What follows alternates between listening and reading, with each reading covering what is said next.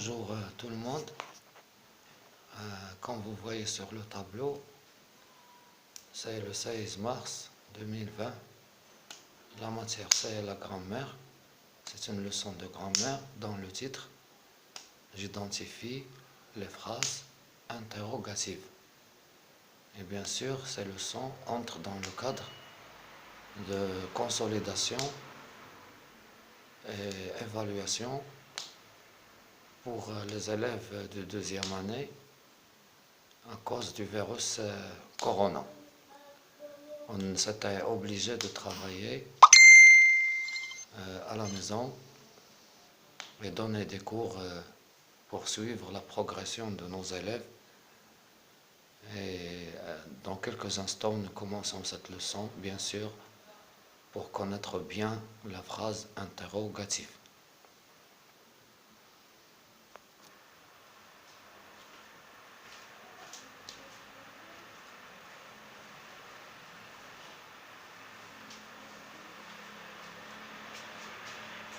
Alors, pour cette première leçon, dans ce cadre, alors je vais lire d'abord les phrases pour bien déterminer la situation. Alors ici, vous avez une horloge qui indique midi. Quelle heure est-il? Il est midi. Qui te l'a dit? La petite souris. Où donc est-elle? Dans la chapelle. Qui fait-elle de la dentelle? Alors vous avez la première phrase.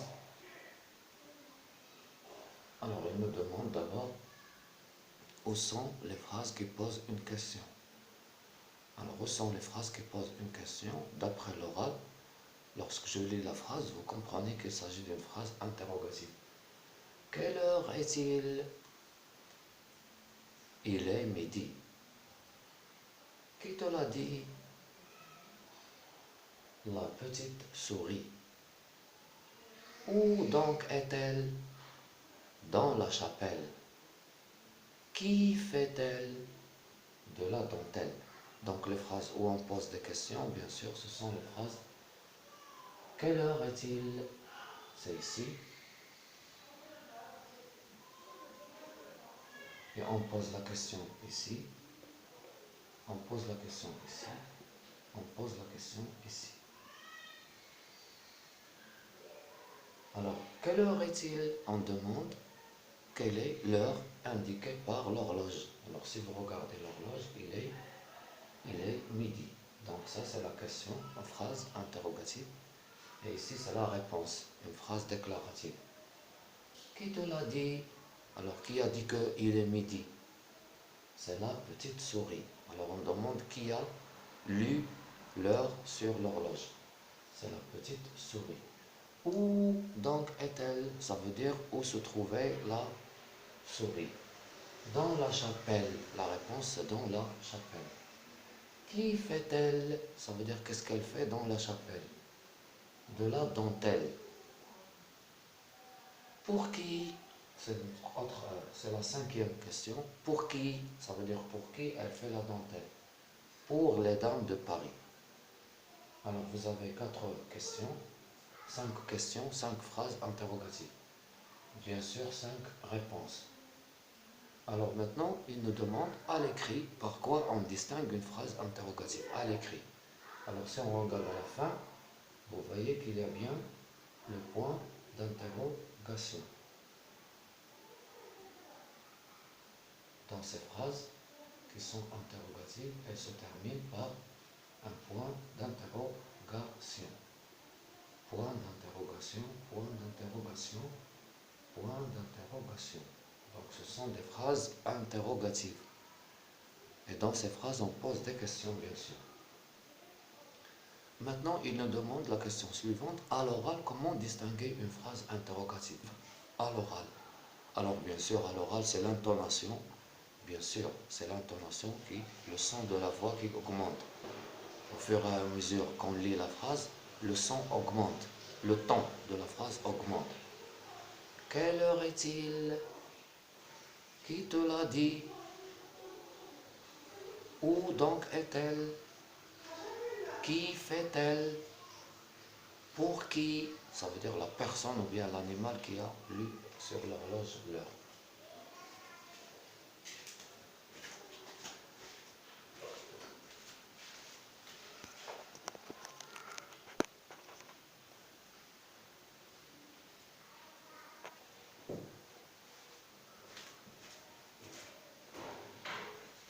Alors maintenant, on essaie de résumer ce qu'on vient de dire dans l'association. Dans la partie j'observe, je peux résumer ça.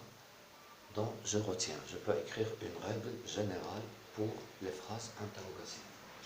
Je retiens.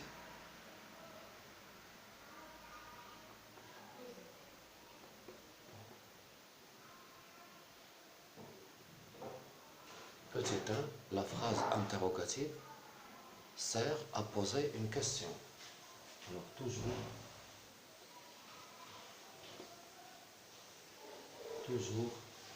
la phrase interrogative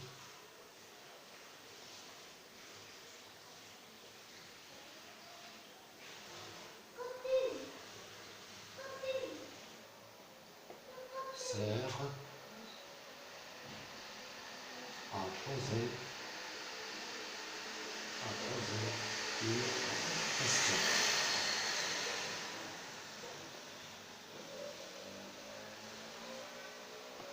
La phrase interrogative sert à poser une question. À l'écrit, elle se termine par un point d'interrogation. À l'écrit,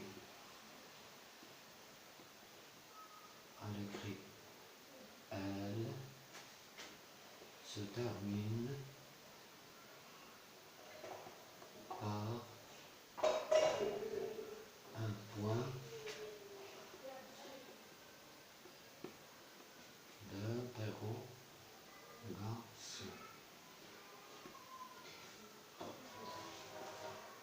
Par un point d'interrogation.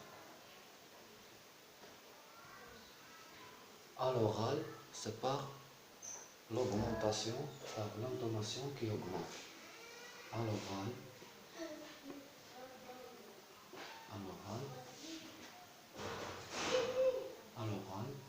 par l'intonation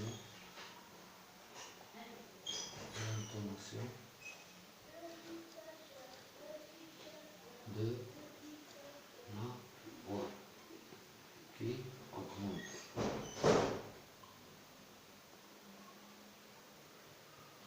Par l'intonation de la voix qui augmente. Et je peux choisir une phrase parmi les 5 que j'ai déjà écrites sur le tableau. Je peux choisir quelle heure est-il, par exemple. Quelle heure est-il? Quelle heure est-il?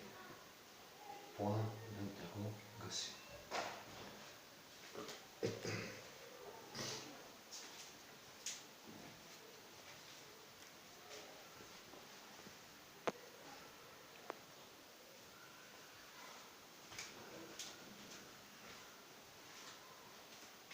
Alors maintenant, je passe à petit 2.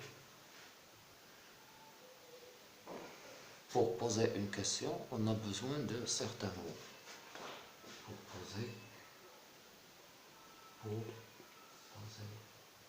une question,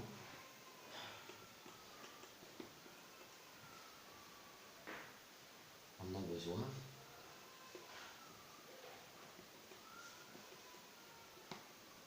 parfois, c'est pas toujours, on a besoin parfois des mots comme où,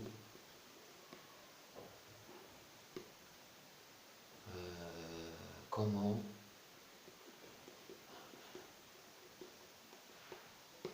quel, avec un seul L, ou bien quel, avec deux L, c'est pour le féminin singulier.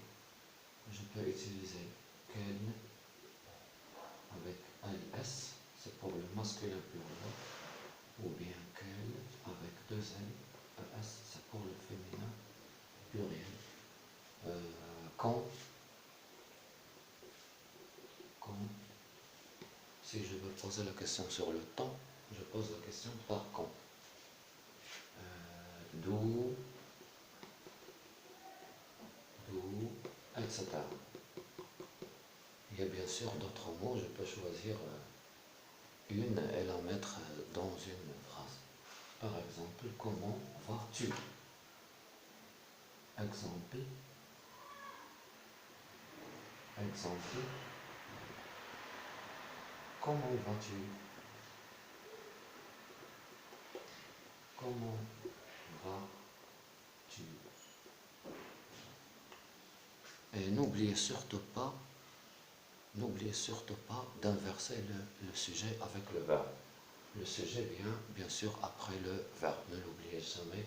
Lorsqu'on utilise ces mots interrogatifs, il faut inverser le sujet avec le verbe. Tu vas devient vas-tu, comment vas-tu, etc. J'espère que cette leçon est bien faite pour vous. N'oubliez pas de s'abonner à la chaîne parce qu'il y a d'autres leçons qui vont venir. À bientôt et au revoir. Merci tout le monde. Au revoir.